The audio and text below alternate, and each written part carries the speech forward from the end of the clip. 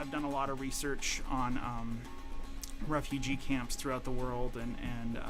you know, children that have been lost in various war zones and stuff. Trying to look at how they are clothed and how they wear their clothes, and are they too big, are they too small,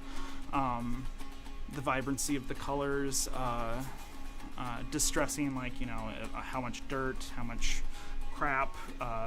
you know, are they in tatters. I tried to, you know, the mother and son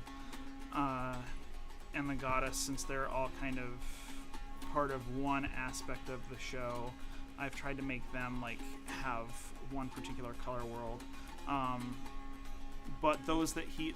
Anon can relate to, I tried to give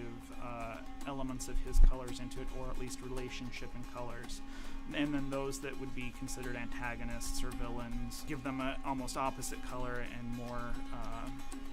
blood and clay, and just kind of more of a dangerous feel to their color palette. Me and several other people have found a lot of number 1, number 2, and number 6 plastics, and then we take a Sharpie marker and we color them completely, and then we hit them with a heat gun. It shrinks the plastic down, hardens it, and kind of warps it at the same time, and also sets in that Sharpie marker. So whatever color you make it, you now have like kind of a nice thick plastic piece. Then we've been cutting them into little circles, and now we're poking holes in them and stringing them so that on Nausea for her jewelry, and just on her person, on her costume pieces itself, any place I can find a place to hang these little plastic pieces, I will. So she'll have kind of a sound to her, you know, like kind of seashells, or if you're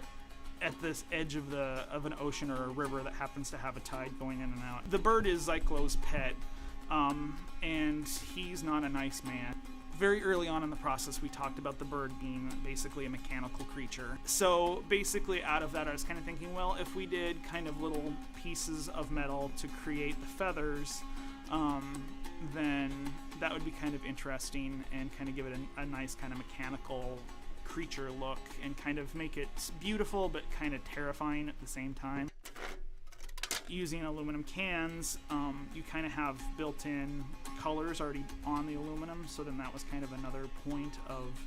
I get away with not having to paint it, and